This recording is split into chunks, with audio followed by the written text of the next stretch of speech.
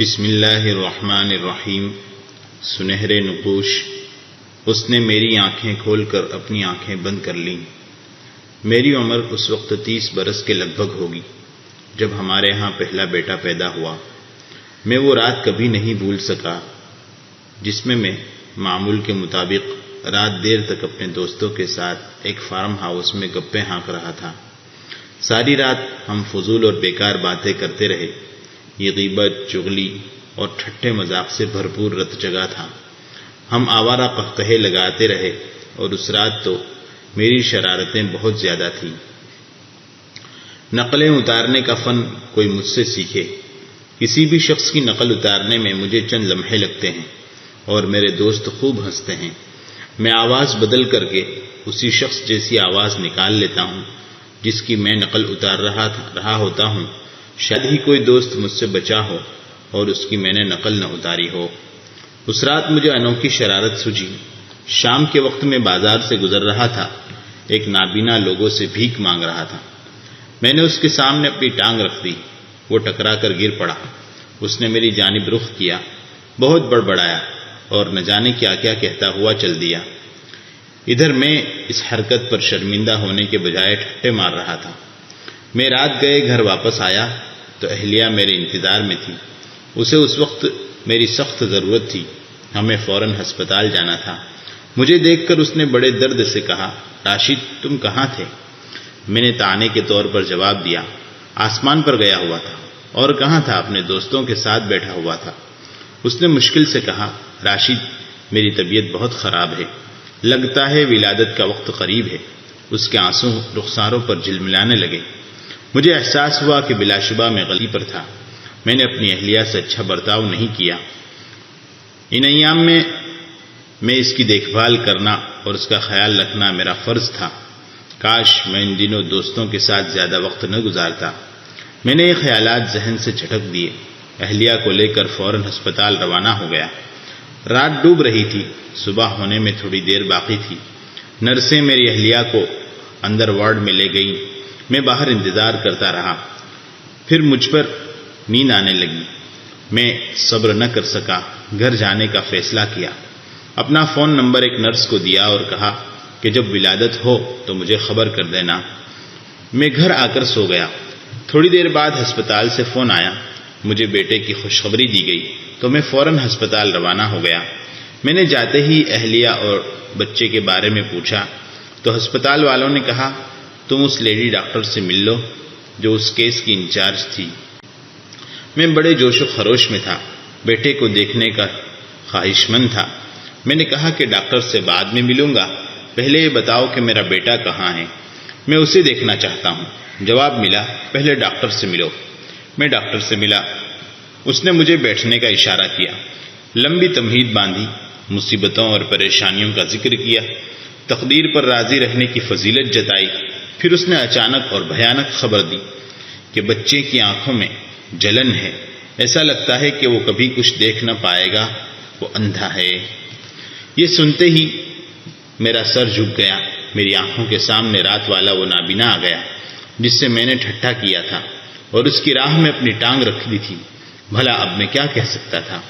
میں نے ڈاکٹر کا شکریہ ادا کیا اور کمرے سے باہر آ گیا۔ اب میرا رخ اہلیہ کے کمرے کی طرف تھا۔ وہ صبر و شکر کا نمونہ بنی بیٹھی تھی۔ اس نے بار بار نصیحت کی تھی کہ لوگوں کا مذاق نہ اڑایا کرو، غیبت سے پرہیز کیا کرو اور چغلیاں نہ کھایا کرو۔ ہم اگلے دن ہسپتال سے گھر آ گئے۔ میں نے بیٹے کا نام سالم رکھا۔ میرے خیالات کی اسکرین پر اس کی نصیحتیں کچھ دیر تک چمکتی رہیں، پھر بجھ گئیں۔ سچ پوچھیے تو مجھے سالم سے کوئی محبت نہ تھی۔ میں نے اس کی طرف توجہ ہی نہ دی، بس یہ سمجھ لیا جیسے وہ ہمارے گھر میں موجود ہی نہیں۔ جب وہ روتا میں اٹھ کر دوسرے کمرے میں چلا جاتا، لیکن جہاں تک میری اہلیہ کا تعلق تھا وہ اس سے بہت پیار کرتی تھی، اس کا بے حد خیال رکھتی تھی۔ مجھے اس سے نفرت تو نہ تھی مگر پیار بھی نہیں تھا۔ وقت کی رفتار کے ساتھ ساتھ سالم بڑا ہوتا چلا گیا۔ اس نے رینگنا شروع کر دیا۔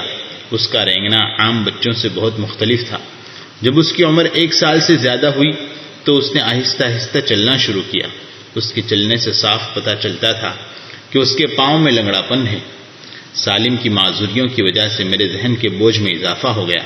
میرے ہاں سالم کے بعد 2 اور بیٹے عمر اور خالد پیدا ہوئے۔ وقت کتنی تیزی سے گزرتا ہے اس کا اندازہ ہی نہ ہوا۔ سال ہا سال گزر گئے، میرے بچے بڑے ہوئے، مگر میرے دن رات میں کوئی فرق نہ آیا۔ میں گھر میں ٹکتا ہی نہ تھا، ہمیشہ دوستوں کی محفلوں میں گھسا رہتا تھا۔ ان محفلوں کی اصل رونق میں ہی تھا ایک مسخرہ جو انہیں ہر وقت نت نئی خوشیوں سے ہنساتا رہتا تھا۔ میری تمام تر کوتاہیوں کے باوجود ایک ہستی ایسی تھی جو مجھ سے کبھی مایوس نہیں ہوئی۔ اس نے ہمیشہ میری بہتری کے لیے دعا کی، کبھی ناراضی کا اظہار نہ کیا۔ آپ کو بتاؤں وہ کون تھی؟ وہ میرے بچوں کی ماں تھی، میری اہلیہ، جو رات گئے تک میرا انتظار کرتی تھی۔ میں سالم کے علاوہ دوسرے دونوں بیٹوں سے بہت محبت کرتا تھا، مگر سالم سے میرا تعلق نہ ہونے کے برابر تھا۔ میں نے اسے کم ہی کبھی بلایا تھا، اس سے بے حد کم بات کی تھی۔ بس یہی ایک بات تھی جس پر میری بیوی کڑتی تھی۔ سالم اور اس کے بھائی اب اسکول جانے کی عمر میں تھے۔ میں نے سالم کو نابینا بچوں کے اسکول میں داخل کرا دیا۔ پھر وقت گزرنے کا احساس ہی نہ ہوا۔ میرا کام دفتر جانا، کھانا پینا، سونا اور دوستوں کے ساتھ رت جگا کرنا۔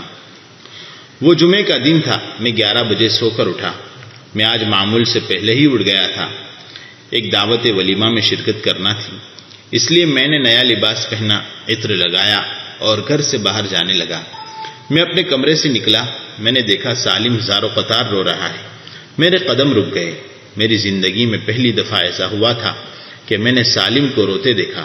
10 سال بیت گئے تھے، لیکن میں نے کبھی اس کی طرف توجہ ہی نہیں کی تھی۔ اب بھی خواہش یہی تھی کہ اس کے پاس سے تیزی سے نکل جاؤں۔ وہ اپنی والدہ کو بلا رہا تھا، میں کھڑا کا کھڑا رہ گیا۔ نہ جانے وہ کون سا جذبہ تھا کہ میں اس کی طرف بڑھا اور پوچھا، سالم تم کیوں رو رہے ہو؟ اس نے میری آواز سنی تو رونا بند کر دیا۔ جب اسے احساس ہوا کہ میں اس کے آس پاس آ گیا ہوں تو اس نے مجھے ٹٹولنے کے لیے اپنے ہاتھ دائیں بائیں لہرائے کہ میں اس کے قریب تو نہیں ہوں۔ جب اسے محسوس ہوا کہ میں اس کے قریب ہی کھڑا ہوں تو وہ ایک طرف سمٹنے لگا۔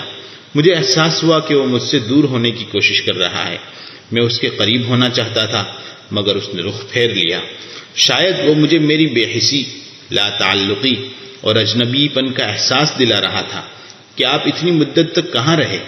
اب 10 سال کے بعد میرا خیال آیا ہے۔ میں نے اس کا پیچھا کیا تو وہ اپنے کمرے میں چلا گیا۔ میں بھی اس کے پیچھے پیچھے گیا۔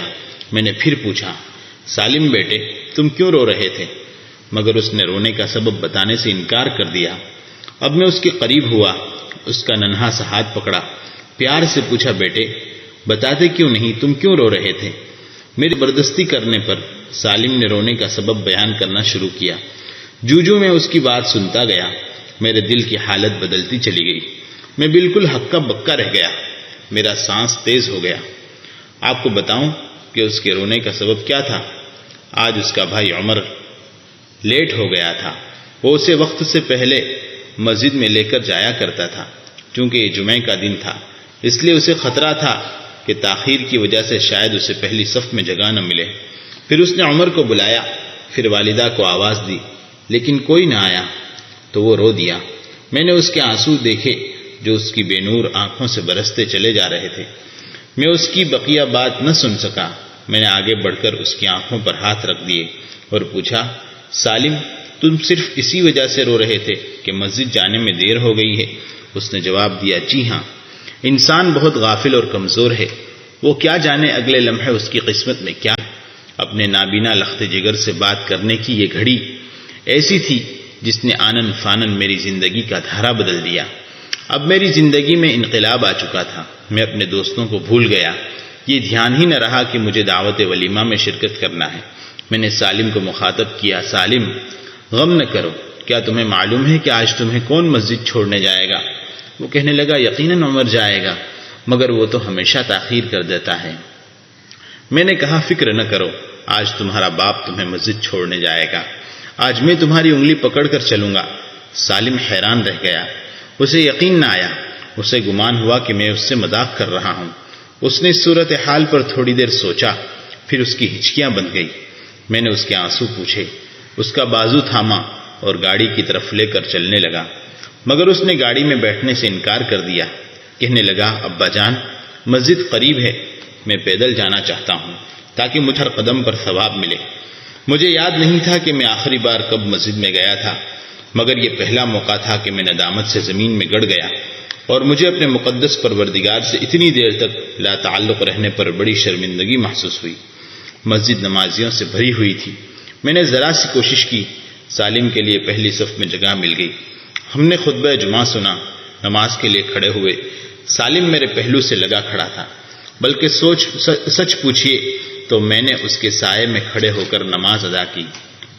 نماز ختم ہوئی، سالم نے مجھ سے کہا ذرا قرآن کریم دیجیے۔ میں حیران ہوا کہ یہ قرآن کریم کیسے پڑھے گا، یہ تو نابینا ہے۔ میں سوچ رہا تھا کہ اس کی بات انسنی کر دوں، مگر میں نے بحث میں پڑھنے کے بجائے آگے بڑھ کر قرآن پاک کا نسخہ اس کے حوالے کر دیا۔ اب اس نے کہا کہ سورہ کہف نکال دیجیے۔ میں نے قرآن کے اوراق مبارک پلٹنے شروع کیے۔ چند صفحات پلٹے کہ سورہ کہف سامنے آ گئی۔ اس نے قرآن میرے ہاتھ سے لے لیا، ادب اور وقار سے اپنے سامنے رکھا اور سورہ کہف کی تلاوت شروع کر دی۔ اس کی آنکھوں کے دیے بجھے ہوئے تھے، مگر پھر بھی پورے سکون اور سکینت سے تلاوت کیے جا رہا تھا۔ اب مجھ پر یہ ظاہر ہوا، اگرچہ وہ دیکھ نہیں سکتا مگر اسے پوری سورت زبانی یاد ہے۔ مجھ پر حیرتوں کے دریچے کھلتے چلے گئے۔ پھر مجھے سخت شرمندگی محسوس ہوئی۔ میں نے بھی قرآن پاک کا نسخہ لیا، سورہ کہف نکالی۔ میرے جسم پر کپکپی طاری ہو گئی۔ میں نے قرآن پاک پڑھنا شروع کر دیا۔ پڑھتا رہا، دیر تک پڑھتا رہا۔ جوں پڑھتا گیا میری آنکھوں سے غفلت کے پردے اٹھتے چلے گئے۔ پھر میں نے تڑپ کر اپنے رب سے اپنی ہدایت کی دعا مانگی۔ میں اپنے آپ پر قابو نہ رکھ سکا۔ ماضی کا غبار چھٹ گیا، حافظے کے پردے پر بیتے ہوئے واقعات جھلملانے لگے۔ اپنے گناہ یاد آتے چلے گئے اور شرمساری نے ایسے کچوکے لگائے کہ میں بچوں کی طرح بلکنے لگا۔ بعض لوگ سنتیں ادا کر رہے تھے، مجھے ان سے بڑی شرمندگی محسوس ہوئی۔ میں نے بتکلف کوشش کی کہ اپنے گریے پر قابو پالوں، پھر میری آواز مدھم ہوتی چلی گئی۔ اب میں آہیں بھرتا رہا، میرے حلق سے سسکیاں نکل رہی تھی۔ اچانک ایک ننھا ہاتھ میرا چہرہ صاف کرنے لگا۔ اس نے میری آنکھوں سے آنسو پوچھ ڈالے۔ یہ میرا بیٹا سالم تھا۔ میں نے اسے سینے سے لگا لیا، اس کی طرف محبت بھری نظروں سے دیکھا اور اپنے دل میں کہا، سالم تم اندھے نہیں ہو، اندھا تو دراصل میں ہوں۔ پھر واپس گھر کی طرف ہم روانہ ہوئے۔ اہلیہ سالم کی وجہ سے غمگین بیٹھی تھی۔ اسے معلوم نہ تھا کہ آج سالم کو جمعہ پڑھانے کے لیے میں ساتھ لے گیا تھا۔ جب اسے پتا چلا کہ ہم دونوں باپ بیٹے اکٹھے مسجد گئے تھے تو اس کا غم فوراً خوشی میں بدل گیا، اور پھر میری زندگی میں ایسا انقلاب برپا ہوا کہ اس دن سے میری کوئی نماز قضا نہیں ہوئی۔ میں نے بری سوسائٹی چھوڑ دی۔ اب میں نے مسجد کے نمازیوں میں سے بہترین متقی انسانوں کو اپنا دوست بنا لیا۔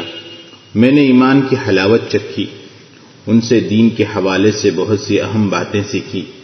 پھر تو یہ حالت ہو گئی کہ کوئی حلقہ درس اور کوئی دینی پروگرام کہیں بھی ہوتا، میں اس سے کبھی غیر حاضر نہیں ہوتا تھا۔ قرآن کریم کی تلاوت میرا معمول بن گیا۔ مہینے میں کم از کم ایک بار قرآن کریم ضرور ختم کرتا۔ میری زبان پر اللہ رب العزت کی تعریف جاری رہتی۔ اپنا ماضی یاد آتا تو وہ زیادہ کثرت اور توجہ سے ذکر اذکار کرتا کہ شاید اللہ تعالیٰ میرے پچھلے گناہ معاف فرما دے۔ میں نے لوگوں کے ساتھ کتنا خطرناک سلوک کیا تھا، ان کی نقلیں اتاری تھیں، ان کا مذاق اڑایا تھا، ان پر آوازیں کسی تھی، ان کے دلوں کو ٹھیس پہنچائی تھی۔ میں کس اندھیری وادی میں بھٹکتا پھرتا تھا۔ اب میں اپنے گھر والوں سے بہت قریب ہوتا چلا گیا۔ میری اہلیہ کے چہرے کی رونق لوٹ آئی تھی۔ کہاں اس کا وہ اداس چہرہ جب وہ میرے بارے میں غمگین اور فکر مند رہتی تھی، اور کہاں اب اس کا مسکراہٹوں کی شمیم لٹاتا ہوا، اور پھر میرا سالم، اس کی خوشیوں کا کوئی ٹھکانہ ہی نہ تھا۔ گھر میں بہار آ گئی۔ میرا زیادہ وقت سالم کے ساتھ گزرتا تھا اور میں اللہ تعالیٰ کے انعامات پر شکر ادا کرتا تھا۔ ایک دن کچھ ساتھیوں نے کہا کہ ہم دعوت دین کے لیے دور کسی ملک میں جانا چاہتے ہیں، تم بھی ہمارے ساتھ چلو۔ میں دعوت دین کی عظیم الشان فریضے سے بے خبر تھا، زمین پر بوجھ بنا بیٹھا تھا۔ کبھی بھولے سے بھی خیال نہیں آیا تھا کہ دعوتی مشن کے لیے نقل و حرکت کرنی چاہیے۔ میں ذرا شک میں پڑا ہوا تھا۔ مگر ان کا اصرار بڑھا۔ میں نے استخارہ کیا اور اہلیہ سے مشورہ لیا۔ وہ تو مدتوں سے انتظار میں تھی کہ میں دین کا داعی بن جاؤں۔ میرا خیال تھا کہ وہ میری روانگی پر راضی نہ ہوگی، مگر معاملہ الٹا نکلا۔ میں اس کے ایمان افروز جواب پر بڑا خوش ہوا۔ اس نے میری حوصلہ افزائی کی۔ کہاں ماضی کہ میں اسے خبر کیے بغیر فسق و فجور کے لیے مختلف ملکوں میں جایا کرتا تھا، اور کہاں زمانہ حال کہ اب میں اسلام کا پیغام عام کرنے کے لیے جا رہا تھا۔ میں نے سالم سے بات کی، اسے اپنے سفر کا مقصد بتایا اور پوچھا تمہارا کیا خیال ہے؟ اس نے اپنے چھوٹے چھوٹے منور بازو میرے گلے میں ڈال دیے اور کہا ابو آپ دعوت اللہ کے لیے ضرور جائیں۔ پھر میں دعوتی مشن پر روانہ ہو گیا۔ گھر سے نکلے 3 مہینے سے زیادہ دن گزر چکے تھے۔ اس دوران گھر والوں سے کئی دفعہ فون پر بات چیت کی، مگر نہ جانے کیوں سالم سے کوئی بات نہ ہو سکی۔ جب بھی بات ہوتی یا تو وہ اسکول گیا ہوتا تھا یا مسجد میں یا سو رہا ہوتا تھا۔ میری تمنا تھی کہ میں اس کی آواز سنوں۔ باقی بچوں سے بات ہو گئی، مگر میں سالم کی آواز سننے کو ترس گیا۔ جب بھی اہلیہ کو فون کرتا وہ مجھے سالم کی باتیں سناتی تھی۔ گھر میں خوشیوں کا جمگھٹا لگا ہوا تھا۔ پھر ایک دن ہم نے واپسی کا ارادہ کیا۔ میں نے آنے سے پہلے اہلیہ کو فون کیا کہ میں واپس آ رہا ہوں، بچوں کا کیا حال ہے، سالم کیسا ہے؟ آج میں نے محسوس کیا کہ اس کا لہجہ بدلا ہوا ہے۔ وہ جس شوق سے مجھ سے باتیں کیا کرتی تھی آج وہ نہیں تھا۔ میں نے کہا کہ سالم کو میرا سلام کہنا اور بتانا کہ میں آ رہا ہوں۔ اہلیہ انشاءاللہ کہہ کر خاموش ہو گئی اور فون بند ہو گیا۔ میں گھر واپس آیا، دروازے پر دستک دی۔ میں سوچ رہا تھا کہ سب سے پہلے سالم میرا استقبال کرے گا، دروازہ بھی وہی کھولے گا، لیکن مجھے بڑا تعجب ہوا کہ سالم کے بجائے میرا 4 سالہ بیٹا خالد بابا بابا کہتا ہوا میرے ہاتھوں میں جھول گیا۔ اس روز نہ جانے کیوں مجھے سینے میں گھٹن سی محسوس ہو رہی تھی۔ میں نے اعوذ باللہ من الشیطان الرجیم پڑھی۔ گھر میں داخل ہوا، بیوی استقبال کے لیے آگے بڑھی۔ اس کا چہرہ اترا ہوا نظر آیا، ہر چند چہرے پر مسکراہٹ تھی، مگر اسے بناوٹ جھلک رہی تھی۔ میں نے پوچھا خیر تو ہے؟ تمہیں کیا ہوا؟ کہنے لگی کوئی بات نہیں۔ اور پھر اچانک سالم کا خیال آیا۔ سالم کدھر ہے؟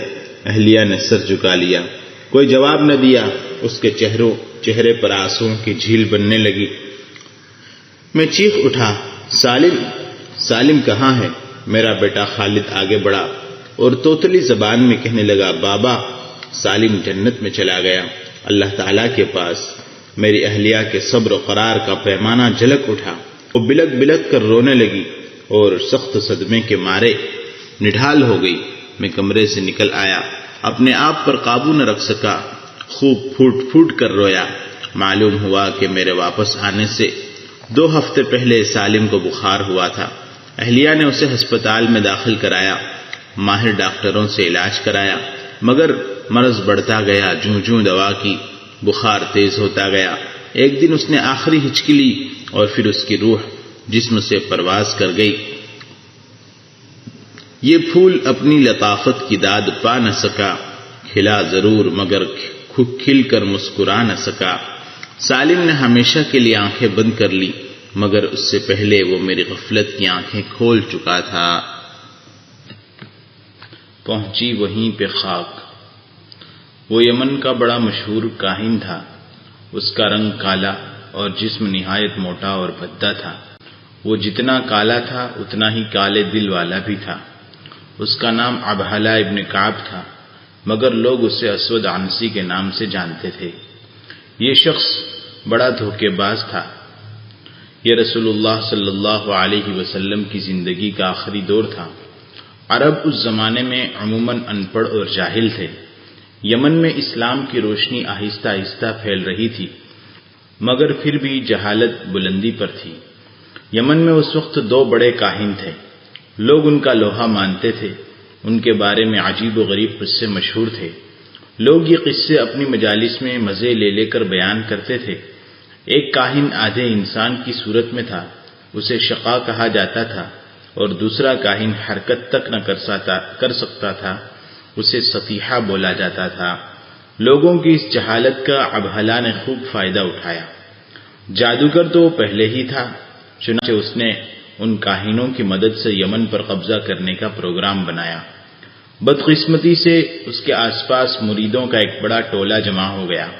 وہ لوگوں کے پاس جا جا کر اس کی کرامتوں کے قصے بیان کرنے اور اسے اللہ کا برگزیدہ بندہ کہنے لگے۔ شروع میں اس کے ساتھ صرف 700 آدمی تھے۔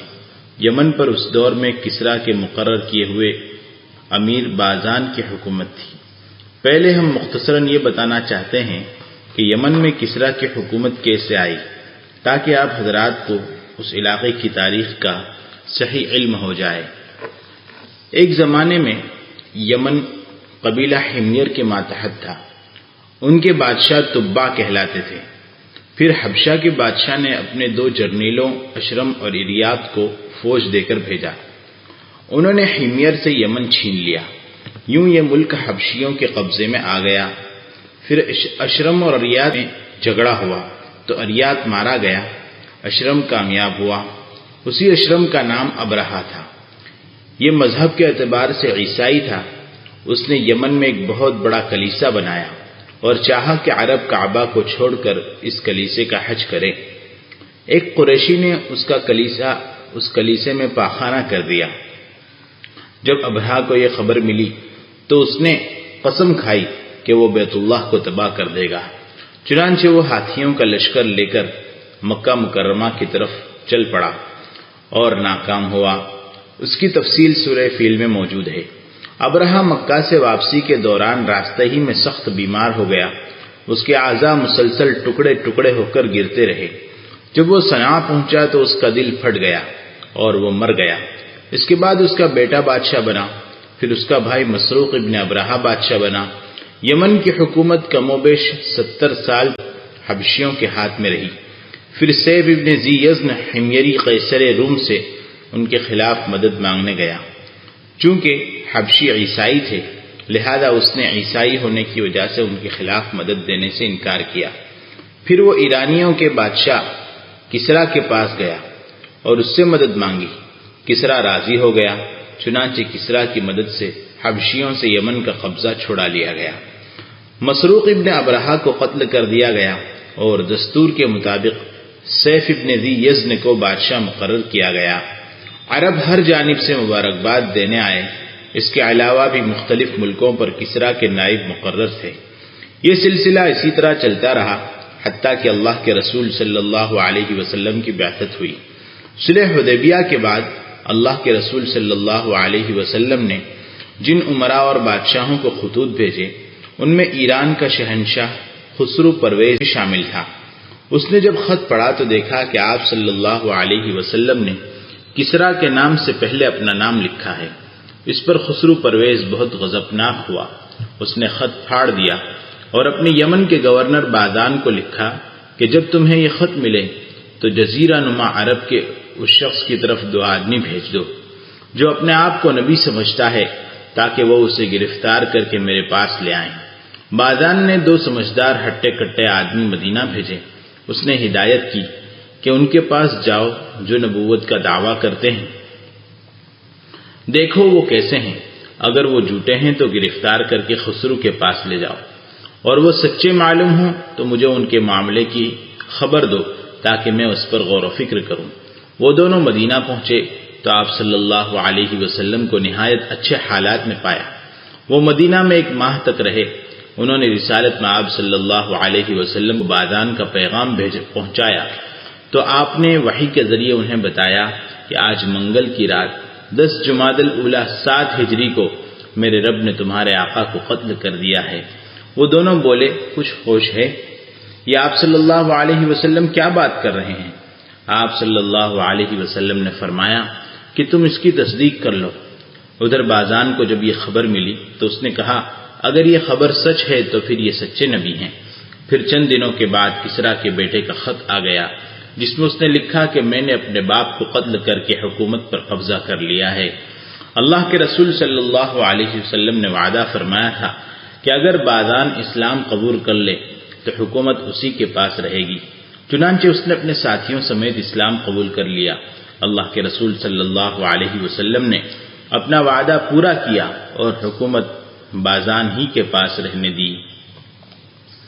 باذان کی وجہ سے یمن میں اسلام کی روشنی پھیلتی گئی اور آپ صلی اللہ علیہ وسلم نے حضرت معاذ بن جبل، حضرت ابو موسیٰ اشعری اور دیگر صحابہ رضی اللہ عنہم کو تبلیغ کے لیے بھیجا۔ باذان وفات پا گیا تو اللہ کے رسول صلی اللہ علیہ وسلم نے اس کے بیٹے شہر کو صنعاء اور بعض دوسرے صوبوں پر نائب مقرر کیا۔ صحابہ کرام رضی اللہ عنہم یمن کے لوگوں کو تعلیم دیتے رہے۔ وہ دین حنیف کی تبلیغ و تعلیم کے لیے ایک شہر سے دوسرے شہر جاتے رہتے تھے۔ یہ سب کچھ اللہ کے رسول صلی اللہ علیہ وسلم کی زندگی کے آخری زمانے سن ہجری 10 میں ہوا۔ اسی دوران یہ لعین اسود عنسی منظر عام پر آیا اور اس نے طاقت پکڑی۔ اس نے اللہ کے رسول صلی اللہ علیہ وسلم کے ساتھیوں کو لکھا کہ تم نے ہمارا جو علاقہ لے لیا ہے اور جتنا مال جمع کیا ہے وہ سب واپس کر دو، ہم اس کے زیادہ حقدار ہیں۔ پھر وہ نجران کی طرف بڑھا، وہاں قبضہ کیا، پھر صنعاء کا ارادہ کیا، وہاں اس کا مقابلہ شہر ابن باذان سے ہوا۔ بدقسمتی سے اس لڑائی کا نتیجہ اسود عنسی کے حق میں نکلا۔ شہر کو ناکامی ہوئی، وہ شہید ہو گیا اور اسود عنسی نے یمن پر مکمل قبضہ کر لیا۔ یمن کے بہت سے لوگ مرتد ہو کر اسود کے جھنڈے کے نیچے جمع ہو گئے۔ اس نے شہر کی بیوہ آزاد نامی عورت سے زبردستی نکاح کر لیا۔ یہ نہایت حسین و جمیل، سچی مسلمان، نہایت نیک سیرت اور نیک خاتون تھی۔ حضرت معاذ بن جبل رضی اللہ عنہ صنعاء سے ابو موسیٰ اشعری رضی اللہ عنہ کے ساتھ حضرموت چلے گئے۔ اس دوران صنعاء کے مسلمانوں نے اپنے ایمان کو چھپائے رکھا۔ آزاد کو اسود عنسی سخت نفرت تھی۔ جب اللہ کے رسول صلی اللہ علیہ وسلم کو ان واقعات خبر پہنچی تو آپ نے یمن کے مسلمانوں کو اسود عنسی پر حملہ کرنے کا حکم دیا۔ ادھر اسود عنسی نے اپنی حکومت مضبوط کر لی اور ہر گھر میں اپنے جاسوس داخل کر دیے۔ شہر کی بیوہ آزاد نے بھی بڑی حکمت عملی سے کام لیا۔ اس نے فرعون کی بیوی آسیہ کی طرح اپنا ایمان چھپائے رکھا۔ اسود بھی اس پر بھروسہ کرنے لگا۔ اسود کے ساتھیوں میں ایک ایرائی نسل شخص فیروز تھا۔ وہ شہر کی بیوی آزاد کا دودھ شریک اور چچازاد بھی تھا۔ جب بھی وہ اپنی بہن سے ملنے جاتا تو وہ ابہلا کے ظلم و ستم یعنی اسود عنسی کے ظلم و ستم کی شکایت کرتی، اس کے غلط ارادوں سے باخبر کرتی۔ ادھر مسلمانوں کی فوج کے سپہ سالار وبر ابن یوحنس کلبی بھی اپنی ذمہ داریوں سے غافل نہ تھے۔ ان کا آزاد اور فیروز سے مسلسل رابطہ تھا۔ یہ اس وقت کی بات ہے جب اللہ کے رسول صلی اللہ علیہ وسلم سخت بیمار تھے اور آپ کا آخری وقت آ چکا تھا۔ مسلمان ان کی تیمارداری میں مصروف تھے۔ ادھر فیروز اور امیرہ آزاد میں ابہلا اسود عنسی کو ٹھکانے لگانے کا پروگرام طے پا گیا۔ ابہلا کے آس پاس اس قدر کڑا پہرا رہتا تھا کہ اسے قتل کرنا ناممکن تھا۔ آزاد نے فیروز کو محل میں ایک ایسی تنگ و تاریک جگہ بتائی جہاں کوئی محافظ نہیں ہوتا تھا اور وہ مناسب وقت تک وہاں چھپ سکتا تھا۔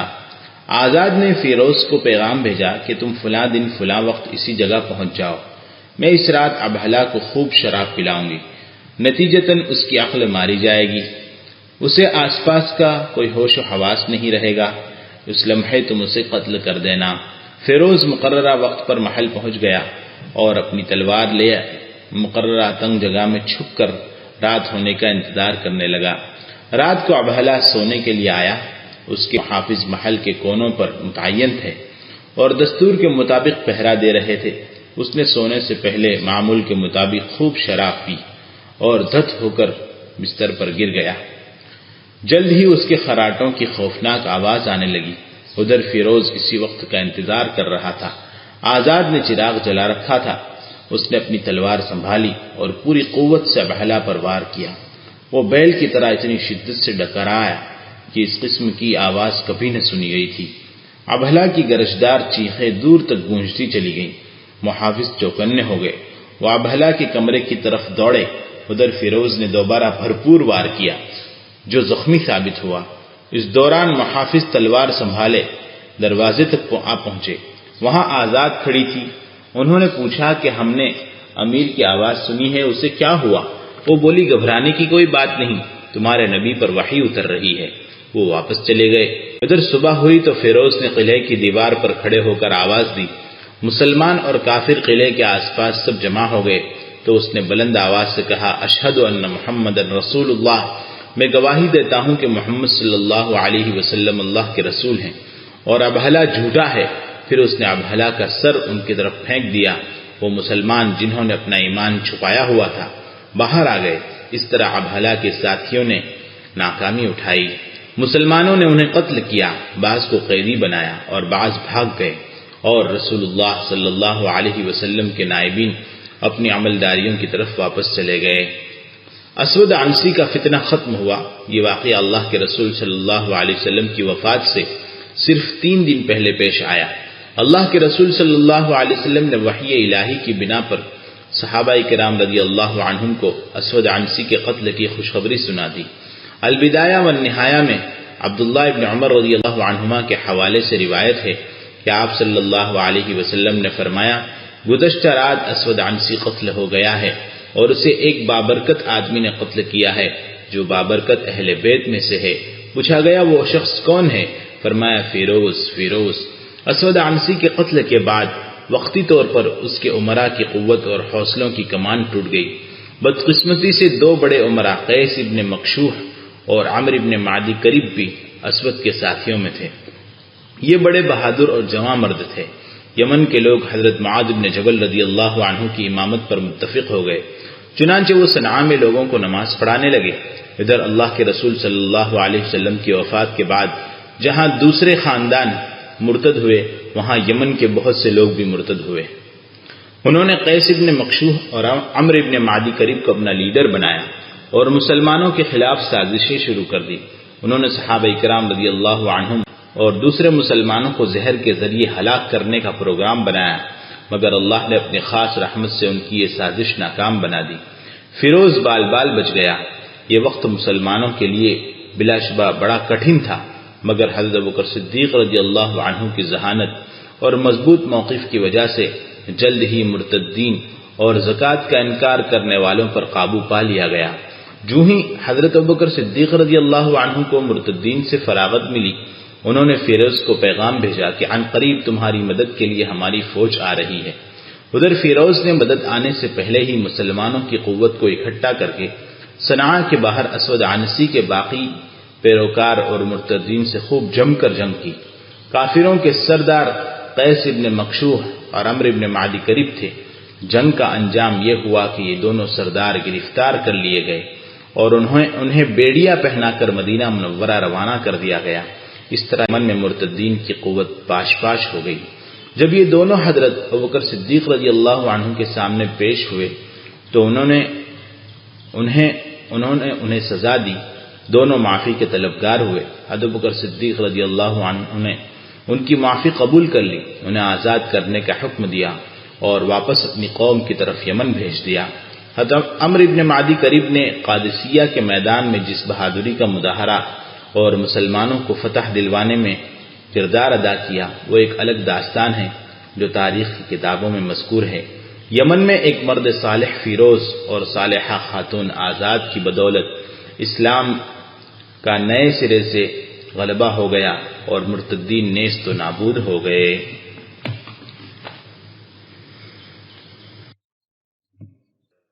باپ کی عدالت سے بیٹے کے خلاف فیصلہ۔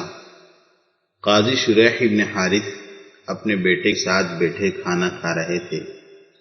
بیٹے نے کہا، ابا جان، میرا کچھ لوگوں سے جھگڑا ہے، میں آپ سے مشورہ کرنا چاہتا ہوں کہ اگر میں حق پر ہوں تو مقدمہ آپ کی عدالت میں پیش کروں اور آپ انصاف کے تقاضے کو سامنے رکھتے ہوئے میرے حق میں فیصلہ کر دیں، اور اگر آپ یہ سمجھتے ہیں کہ میرا موقف کمزور ہے اور میں غلطی پر ہوں تو پھر میں سرے سے یہ مقدمہ پیش ہی نہیں کروں گا، بلکہ ابھی ان لوگوں کے پاس جا کر کسی طریقے سے صلح کر لیتا ہوں۔ والد نے دریافت کیا، بتاؤ کیا جھگڑا ہے؟ بیٹے نے تفصیل بتائی۔ قاضی شریح فرمانے لگے، تم پہلی فرصت میں مقدمہ میری عدالت میں پیش کرو۔ اگلے دن مقدمہ پیش ہوا، دونوں فریق حاضر ہوئے، دونوں نے دلائل دیے۔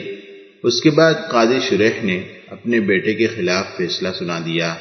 عدالت سے فارغ ہو کر باپ بیٹا گھر آئے تو بیٹے نے کہا، ابا جان، آپ نے تو میرے مخالفین کے حق میں فیصلہ کر دیا، یہ کیا بات ہوئی؟ باپ نے کہا، ہاں میرے بیٹے، میں نے ان کے حق میں اس لیے فیصلہ کیا ہے کہ وہ لوگ حق پر تھے۔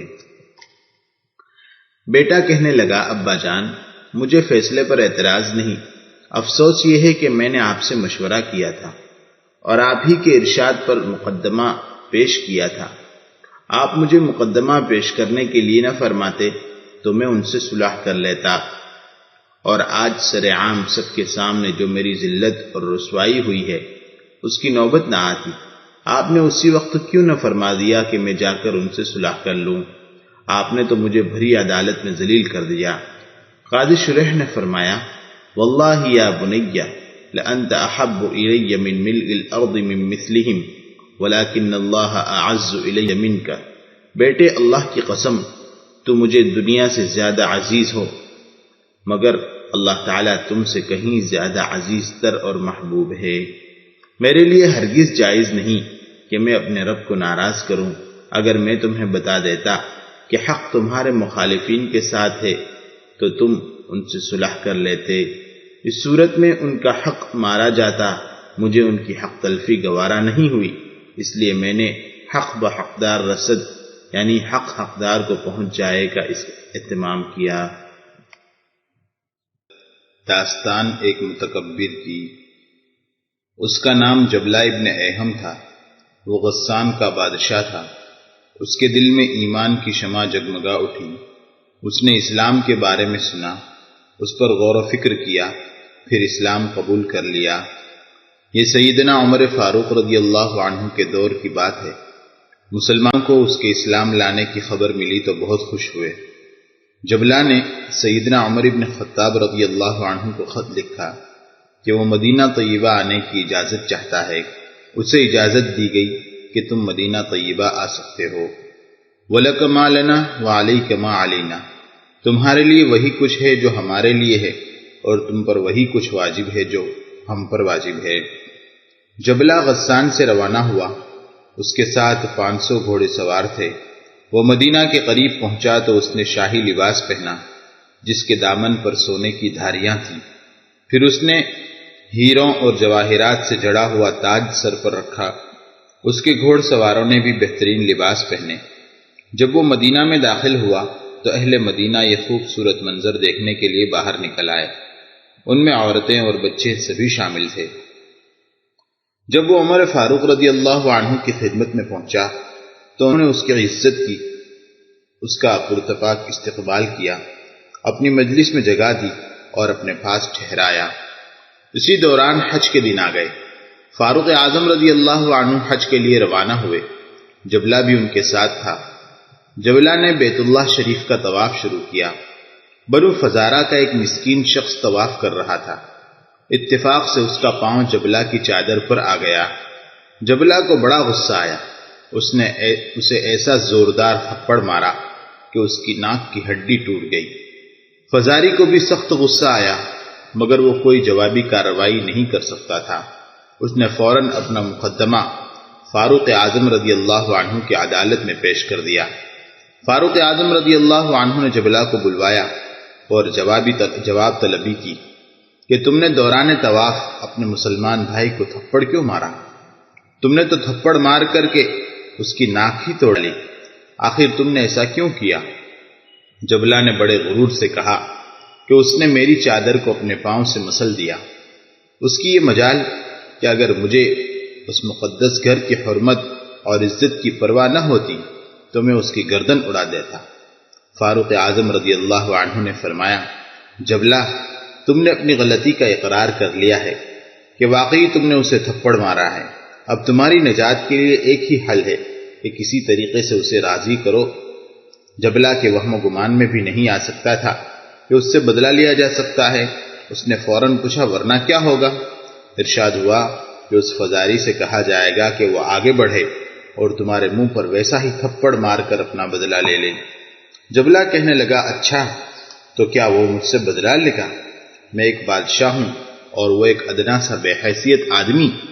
فاروق اعظم رضی اللہ عنہ نے ارشاد فرمایا، اسلام نے سب کو برابر کے حقوق دیے ہیں، تم اور فزاری دونوں برابر ہو۔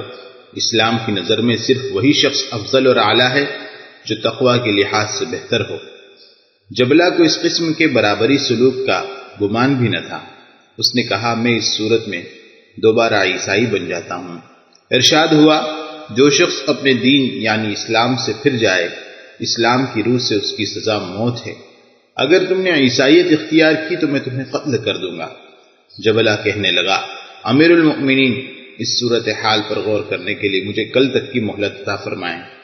فاروق اعظم رضی اللہ عنہ نے مہلت دے دی۔ رات کا کچھ حصہ گزرا تو جبلہ اپنے ہم ساتھیوں کے ساتھ مکہ مکرمہ سے نکل بھاگا۔ وہ قسطنطنیہ پہنچا، جہاں اس نے دوبارہ عیسائیت قبول کر لی۔ زمانہ بیت گیا، اس کی جوانی کا رنگ اڑ گیا، شان و شوکت دھندلا گئی، اسے اسلام کے دن یاد آ گئے، نماز اور روزے کی لذت بیدار ہونے لگی۔ اسے اسلام چھوڑنے پر شرمندگی ہوئی۔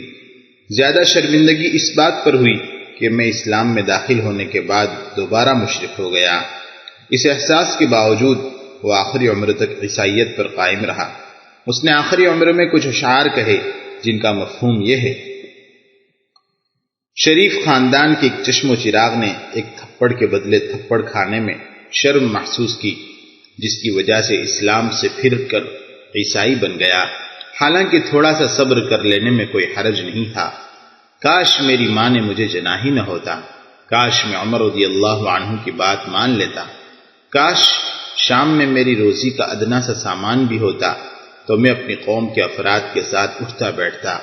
اب تو میری سننے کی طاقت بھی ختم ہو رہی ہے اور بینائی بھی، مگر اس احساس کے باوجود اس نے توبہ کر کے دوبارہ اسلام قبول نہیں کیا۔ اسے شرک اور کفر ہی کی حالت میں موت آئی۔ حکومت کی توجہ کے لیے سلیمان ابن عبد الملک مدینہ منورہ آیا تو یہاں 3 دن مقیم رہا۔ اس نے پوچھا، کیا مدینہ منورہ میں کوئی ایسا آدمی بھی ہے جس نے رسول اکرم صلی اللہ علیہ وسلم کے صحابہ رضی اللہ عنہم کی صحبت پائی ہو؟ ہمیں اس کی بات سننے کا شوق ہو۔ اسے بتایا گیا، جی ہاں، یہاں ایسا ایک آدمی موجود ہے، اسے ابو حازم کے نام سے جانا جاتا ہے۔ سلیمان ابن عبد الملک نے ابو حازم کو بلا بھیجا۔ ابو حازم تشریف لائے تو سلیمان نے پوچھا، ابو حازم، یہ کیسی بے نیازی ہے؟ ابو حازم نے کہا، جناب والا، آپ کو میری بے نیازی کی خبر کس طرح پہنچی؟ سلیمان نے کہا، مجھے مدینہ منورہ کے تمام ساتھی کے دیدار کا شرف حاصل ہوا، لیکن آپ تشریف نہیں لائے۔ ابو حازم نے کہا، میری اور آپ کی کوئی جان پہچان نہیں، کسی قسم کا کوئی تعارف نہیں، میں ایسی صورت میں آپ کی خدمت میں کس طرح حاضر ہوتا؟ سلیمان نے کہا، شیخ، آپ نے سچ فرمایا، ذرا یہ تو بتائیے کہ ہم موت کو کیوں ناپسند کرتے ہیں؟ ابو حازم نے کہا، اس لیے کہ تم لوگوں نے دنیا کو آباد اور آخرت کو برباد کر لیا ہے، اسی لیے تمہیں آباد کیے ہوئے مکان سے برباد شدہ گھر کی طرف سفر کرنا ناگوار گزرتا ہے۔ سلیمان نے کہا، سچ فرمائے، یہ بتائیے کہ اللہ تعالیٰ کے پاس کیسے جانا ہوگا؟ ابو حازم نے کہا، نیک آدمی کی مثال مسافر جیسی ہے جو اپنے اہل و عیال کے پاس خوشی خوشی آتا ہے، اور برے آدمی کی مثال بھگوڑے غلام جیسی ہے جو اپنے آقا کے پاس خوف اور ڈر کے عالم میں منہ لٹکائے بھیگی بلی کی طرح آتا ہے۔ یہ سن کر سلیمان ابن عبد الملک رو پڑا، کہنے لگا، کاش مجھے معلوم ہو جائے کہ اللہ کی بارگاہ میں میرا کیا انجام ہے۔ ابو حازم نے کہا، اپنے آپ کو اللہ کی کتاب قرآن کریم کی کسوٹی پر رکھو، تمہیں خود بخود معلوم ہو جائے گا کہ اللہ کے ہاں کون سا انجام تمہارا استقبال کر رہا ہے۔ سلیمان نے کہا، اے ابو حازم، اللہ تعالیٰ کی کتاب میں مجھے اس کا جواب کہاں مل سکتا ہے؟ ابو حازم نے کہا، اللہ تعالیٰ کے اس ارشاد میں، ان الابرار لفی نعیم وان الفجار لفی جحیم، یقیناً نیک لوگ جنت کے عیش و آرام میں اور نعمتوں میں، اور بدکار لوگ جہنم میں ہوں گے۔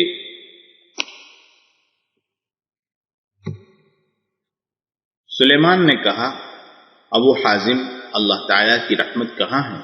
ابو حازم نے کہا، ان رحمت اللہ قریب من المحسنین، بے شک اللہ تعالیٰ کی رحمت نیک کام کرنے والوں کے قریب ہے۔ سلیمان نے کہا سب سے زیادہ عقل مند کون ہے؟ ابو حازم نے کہا جس نے حکمت و دانائی سیکھی اور اسے لوگوں کو بھی سکھلایا۔ سلیمان نے کہا بیوقوف کون ہے؟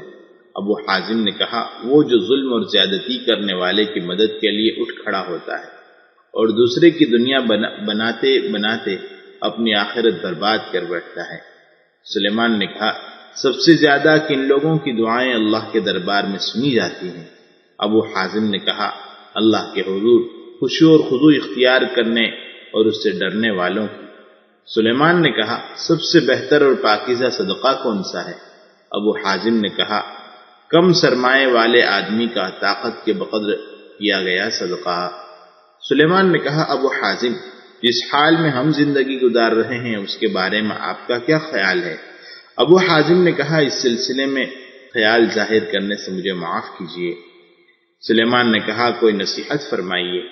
ابو حازم نے کہا لوگوں نے خلافت پر قبضہ کر لیا، اس سلسلے میں مسلمانوں سے کوئی مشورہ نہیں لیا گیا، نہ ان کی رائے کا اجماع، چنانچہ ان لوگوں نے دنیا طلبی میں خون کی ندیاں بہائی اور اس دنیا سے رخصت ہو گئے۔ معلوم نہیں کہ ان لوگوں نے آسمان و زمین کے خالق کو کیا جواب دیا اور اسے کیا کہا گیا۔ مجلس میں سے کسی آدمی نے یہ سن کر کہا یا شیخ یہ آپ نے بہت بری بات کہی ہے۔ ابو حازم نے کہا تم جھوٹے ہو، اللہ تعالیٰ نے علماء سے عہد لے رکھا ہے کہ وہ لوگوں کو حق بات پہنچائیں گے اور سچائی کو پوشیدہ نہیں رکھیں گے۔ سلیمان نے کہا ابو حازم آئیے ہمارے ساتھ ہو جائیے، اس طرح ہم آپ سے اور آپ ہم سے مستفید ہوں گے۔ ابو حازم نے کہا اس بات سے اللہ پناہ۔ سلیمان نے کہا کیوں؟ ابو حازم نے کہا خطرہ ہے کہ کہیں میرا میلان آپ کی طرف نہ ہو جائے، پھر دنیا کے چند ٹکوں کے عوض آخرت کے کئی گنا عذاب اور دردناک سزائیں میری چمڑی ادھیڑ کر رکھ دیں۔ سلیمان نے کہا مجھے کوئی مشورہ دیجیے۔ ابو حازم نے کہا اللہ تعالیٰ کا خوف کرو، وہ تمہیں ایسی جگہ نہ دیکھے جہاں سے اس نے روکا ہے اور تمہیں ایسا کام نہ کرتے دیکھے جس سے اس نے منع قرار دیا ہے۔ سلیمان نے کہا ہمارے لیے بھلائی کی دعا فرمائیے۔ ابو حازم نے کہا الہی اگر سلیمان تیرا ولی ہے تو اس کے لیے خیر اور بھلائی کے راستے آسان فرما، اگر اس کے برخلاف ہے تو اس کی پیشانی خیر کے کاموں پر چکا دے۔ سلیمان نے کہا اے غلام 100 دینار لاؤ۔ دینار پیش کر دیے گئے۔ سلیمان نے کہا ابو حازم یہ قبول فرما لیجیے۔ ابو حازم نے کہا اس کی مجھے کوئی ضرورت نہیں، اس مال میں میرے اور میرے علاوہ دوسروں کے لیے نمونہ ہے، اگر تم نے یہ مال ہمارے درمیان عدل اور انصاف سے تقسیم کیا تو ٹھیک ہے، ورنہ اس سے مجھے کوئی غرض نہیں۔ ابو حازم نے مزید فرمایا بنو اسرائیل جب خیر و بھلائی اور کامیابی کے ایام بسر کر رہے تھے اس زمانے میں ان کے امراء علماء کی سخت ضرورت محسوس کرتے تھے، لیکن علماء کرام کا حال یہ تھا کہ وہ اپنے دین کے بچاؤ کے لیے امراء اور مالداروں سے دور بھاگتے تھے۔ جب بنی اسرائیل کے گھٹیا لوگوں نے علماء کا یہ مقام اور مرتبہ دیکھا تو وہ علم سیکھنے کے لیے ٹوٹ پڑے اور اس کی بنیاد پر امراء تک ان کی رسائی ہوتی گئی۔ یہ لوگ امراء کے ساتھ گناہوں پر اکٹھے ہو گئے، اس طرح یہ لوگ اپنے مرتبے سے نیچے گر گئے اور امراء کی اطاعت میں لگ گئے۔ اگر یہ علماء اپنے دین اور علم کا تحفظ کرتے اور اس کی حفاظت کرتے اور امراء کے پٹھو نہ بنتے تو امراء پر ان کا رعب اور دبدبہ قائم رہتا۔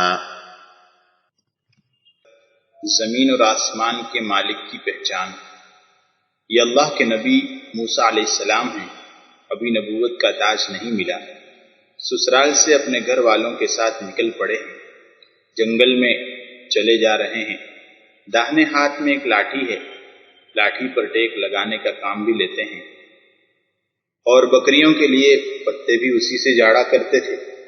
راستے میں اللہ تعالیٰ کا فضل و احسان اور انعام و اکرام ان کے استقبال کو تیار ہے۔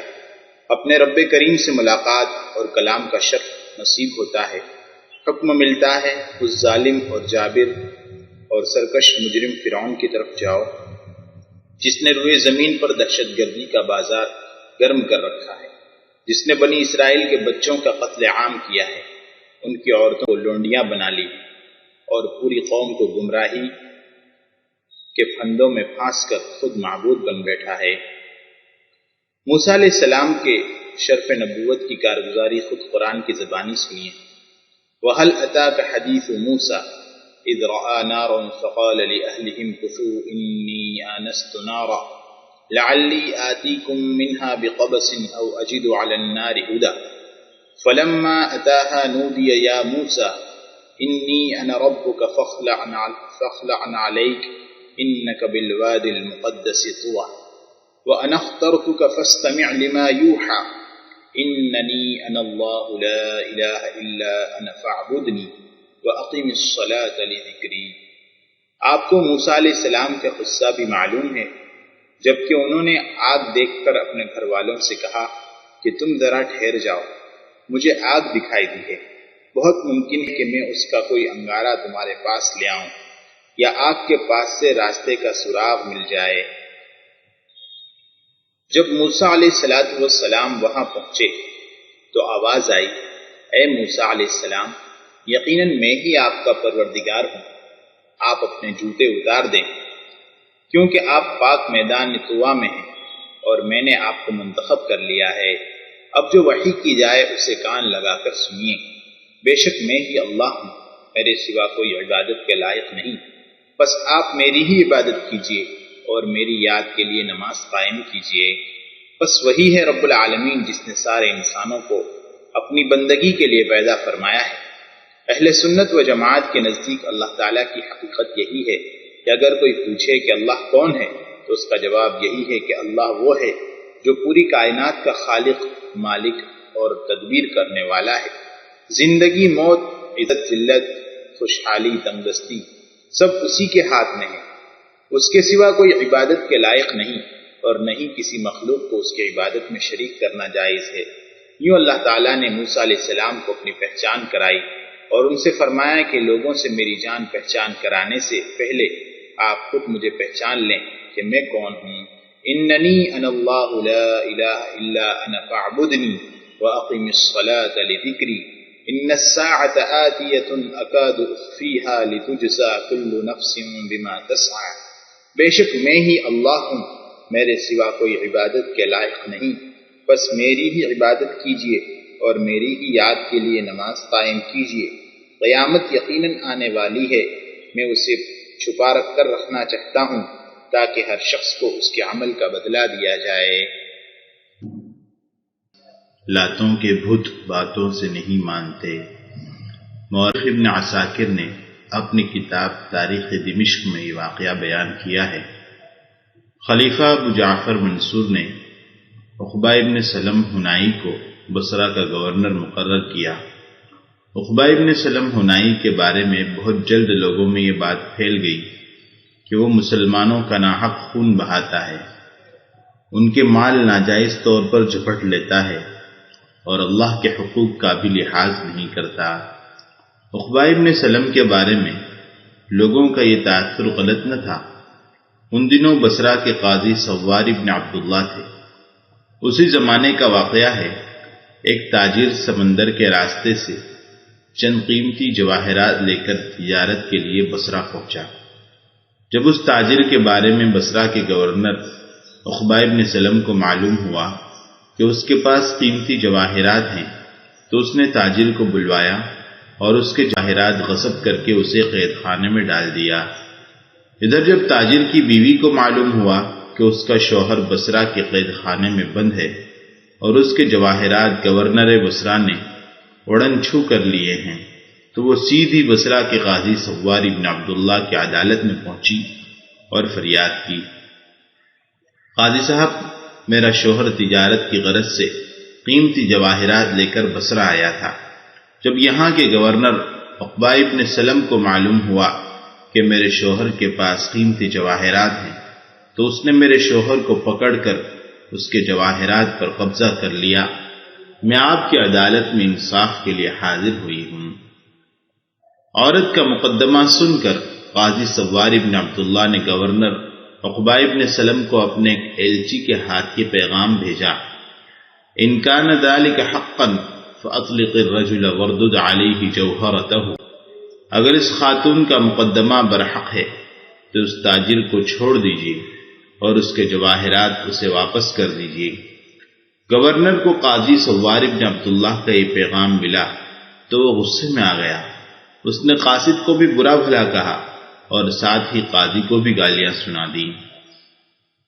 قاصد قاضی سوار بن عبداللہ کی خدمت میں واپس آیا اور گورنر سے ملاقات میں پیش آنے والی ساری صورتحال کہہ سنائی۔ تو اب قاضی سوار بن عبداللہ نے گورنر عقبہ بن سلم کے پاس اپنے خاص سیکریٹریوں کی ایک ٹیم کو وہی پیغام دے کر بھیجا جو پہلے قاصد کے ذریعے بھیجا تھا۔ قاضی کے سیکریٹریوں کی ایک ٹیم پیغام لے کر گورنر عقبہ بن سلم کے پاس پہنچی اور قاضی کا پیغام پہنچایا تو وہ ان پر بھی برس پڑا، ان کی خوب پٹائی کی اور ساتھ ہی قاضی کی شان میں بھی نہایت گستاخی کلمات کہے۔ یہ ٹیم قاضی کے پاس واپس آئی اور جو کچھ ان کے ساتھ پیش آیا تھا وہ کہہ سنایا۔ جب قاضی نے اپنی ٹیم کی آنکھوں دیکھی حالت اور شہادت سنی اور اسے یقین ہو گیا کہ سیدھی انگلی سے گھی نہیں نکلے گا، تو اب اس نے گورنر عقبہ ابن سلم کے پاس یہ تحریری پیغام بھیجا: واللہ لئن لم تطلق الرجل وترد علیہ جوہرته لآتینک فی ثیاب بیاض ماشیا ولأدمرن علیک بغیر سلاح ولا رجال ولأقتلنک قتلة یتحدث بها الناس۔ اللہ کی قسم، اگر اس بار تو نے تاجر کو قید سے آزاد نہ کیا اور اس کے جواہرات واپس نہ کیے تو میں خود سفید پوشاک میں پیدل تیرے پاس آؤں گا اور کسی ہتھیار، پولیس اور فوج کے بغیر ہی تیری چمڑی ادھیڑ کر رکھ دوں گا اور تجھے عبرتناک طریقے سے قتل کروں گا کہ لوگ ہمیشہ یاد رکھیں گے۔ جب قاضی سوار بن عبداللہ کا یہ دھمکی بھرا پیغام گورنر عقبہ ابن سلم کو ملا اور اس کے ساتھیوں نے یہ پیغام سنا تو خوف کے مارے سب کے رونگٹے کھڑے ہو گئے۔ وہ گورنر سے کہنے لگے: ایھا الامیر، واللہ ما یقول شیئا الا یفعلہ۔ امیر کی خیر ہو، اللہ کی قسم، یہ قاضی جو کچھ بھی اپنی زبان سے کہتا ہے اسے نڈر ہو کر گزرتا ہے۔ ساتھیوں نے عقبہ ابن سلم سے یہ بھی کہا: امیر محترم، یہ کوئی عام قاضی نہیں ہے بلکہ امیر المؤمنین کا قاضی ہے۔ قبیلہ مضر، قبیلہ تمیم اور قبیلہ بلعنبر کے سب افراد اس کے آواز پر لبیک کہتے ہیں۔ مناسب یہی ہے کہ آپ قاضی سوار بن عبداللہ کے پیغام کے مطابق عمل کریں اور تاجر کو اس کے جواہرات قید خانے سے آزاد کر دیں، اسی میں بھلائی ہے۔ چنانچہ عقبہ ابن سلم حنائی نے اپنے ساتھیوں کے مشورے پر عمل کرتے ہوئے تاجر کو آزاد کر دیا اور اس کی قیمتی جواہرات بھی واپس کر دیے۔